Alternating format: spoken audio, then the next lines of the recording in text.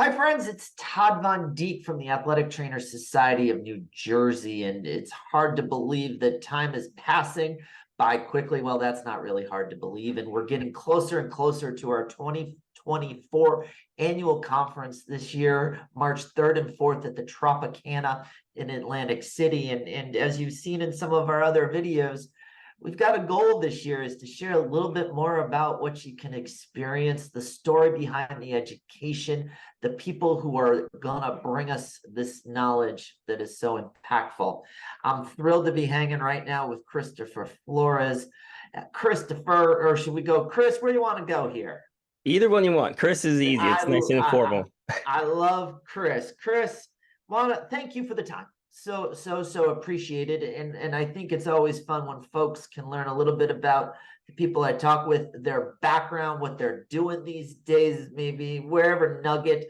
And of course, your nugget's got to explain that banner behind you too, because we just got a chance to talk about it. And I think it's real cool. Awesome. Thank you so much. First off, I want to just say thank you to you for doing this. I think it's so valuable to hear the stories of everyone that's coming in. I've been to many of the ATSNJ conferences myself, and you get to see the presenter, they get to talk, and then they're kind of in and out. And you don't really get to hear the background of who they are and what brought them to them because they only have that hour of time if they're lucky. So they try to get a lot in a short period of time. So I just want to say thank you to you and appreciate you for putting this all together. Pleasure. Tell us about you. Where are you hanging these days? What are you doing? All of that. I am back at Westfield High School. I was there from '09 to 17. I took a quick hiatus, went and explored some things. As you see, I wrote that book that's in the background there. I had two children, and the opportunity presented itself to return back to the high school setting.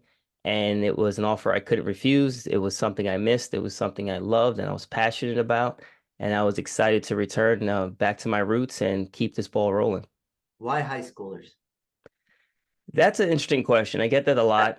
I feel like they just keep you young. I mean, they're at that age. It's interesting, right? A kid comes in at like 13, 14, whatever it is, and they're so Yep. immature and they're so bright-eyed and bushy-tailed. They're excited.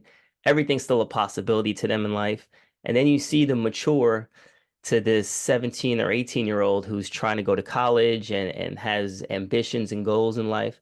And again, they still believe anything's possible. So having those conversations with them helps me believe that, hey, everything is still possible. So they keep me young.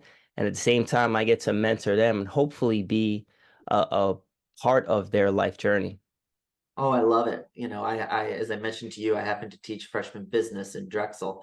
So I get them after you've kind of got them set and all the emotions and the feelings and your whys were giving me goosebumps because there are a lot of my whys while I teach too. So that is so neat. And you mentioned earlier before we hit record that this ain't your first conference. So I'm wondering if you have a memory, a reason you keep coming back. I mean, it's a lot of athletic trainers in one place. It is. It's a lot. My fondest memory, I think, when I was a student that came, um, we were able to help them with the cadaver lab. So they had to dissect the cadavers before the conference so they can show certain parts. And I volunteered and I got to carry. I mean, it sounds Well, that's horrible. the It sounds like story a right movie there in role. itself. No, but it sounds like a movie role because we were Yeah. literally rolling an arm down a hallway in a hotel, like in a box of frozen, I Yeah, guess yeah, let's yeah. keep it cold. And then I got to sit there with the doctor and dissect the arm and see all the insides and all the mechanics and everything as he was putting pins in to hold certain flabs back. So Sure. that was probably my fondest memory of like the first, and I wasn't even certified yet. So if that was where I was starting, I was like, all right, I'm going to learn so much more. Then as the years went on, there was different information coming in, and I felt there was something of value I could provide. And one of the students from Montclair got me to teach in the student section. I think it was their first or second year that students had like their own section. Sure, And I sure. did this whole presentation on using TRX suspension trainer for athletic training for rehab in a rehab setting. And Yep. that was before the bubble of TRX and everyone started using it. Oh, I So know that too well from my shoulder rehab. so athletic trainers were really some of the first people using it in the sports medicine setting at that time. So being able to bring new information that maybe other athletic trainers, because I know the hours, we don't have time to continually go out and get certain education and different things. Sure. So if there was a one-stop shop where we can learn not only the new advances in surgery and with the doctors, but also what other athletic trainers are doing in their rehab that can benefit us, I think that's a very, very valuable thing for the society. Oh, that's wonderful. So tell us about the session you've got this March in AC. Sure, I'll be doing the benefits of quadrupedal movement training for rehabilitation, QMT for short. And essentially, what it is having your hands and feet on the ground.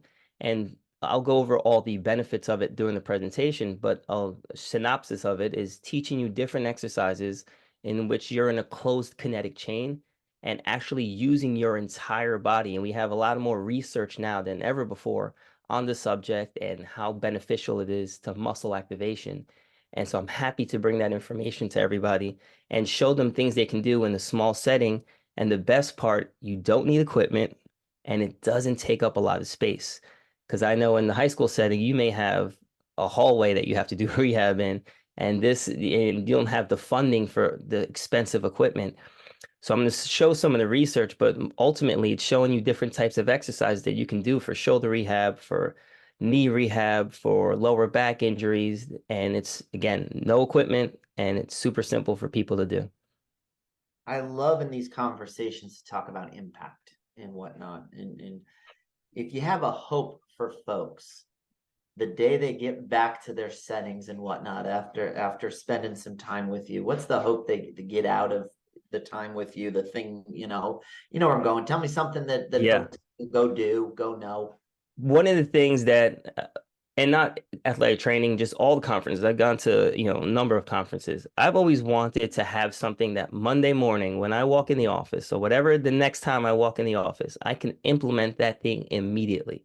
I can say, boom, light bulb goes off while I'm sitting at the conference, and I can't wait to get back to my office because I have a kid in mind that this kid can benefit from that thing, or this kid can use this exercise for their hip, and I've been this missing link for my rehab. I've been missing, I need it, and I just got the key and I'm jonesing to get back to the office. And I think for me, that's what I want. I want everyone to get that feeling when they walk out of the session and to themselves say, I know exactly what athlete I'm going to use this. I know how I'm going to use it. I know what progressions or regressions I can use for this athlete. And that's really what I want, is that Monday morning they can use pretty much everything that's in that presentation. That's wonderful. So, hey, one other question. That book of yours behind you, Yeah. is that out there in the digital space? Do you just keep a bunch of copies in your closet? Tell me. I drive around with copies in my trunk and sell them on street corners. No, it's available on Amazon. It is again a book I wrote essentially it was for my children. It was 18 life principles I wrote. So in the event anything happened to me or their mother, they knew exactly how we wanted them to live and kind of the blueprint for their life. That's why it's like a blueprint setting you see there. And it's the building blocks for their lives. And the goal from the book was that people, almost the same thing as this presentation, where people hear the information, they want to go do it on their own. They want to explore and create their own version of it. And so that's what the premise behind the book was. That's wonderful. And hey, one of the things we're doing at the end of the video is telling you that if you hang out and watch these whole things beginning to end, they're not long. We're going to tell you a little snippet that if you write it down and know them all when we come asking, we're going to have a really cool prize for everybody that you're going to want. So that first one we did earlier today with Pete Canagus, it was it's about the people. Today with Chris, let's just say it's legacy. So there you go. But I'm also going to throw a kicker in. The first five who actually email me, and I'm at help@atsnj.org, and give me that word legacy. I'm going to buy you a copy of Chris's book and send it on to you. All right. Awesome. Chris Flores, so nice to spend some time. Thanks for the goosebumps thinking about why I teach and making an impact and all of that and creating a legacy. And can't wait to see you down in AC. You too, Todd. Thanks so much for having me. All Appreciate it. right, take care. See ya.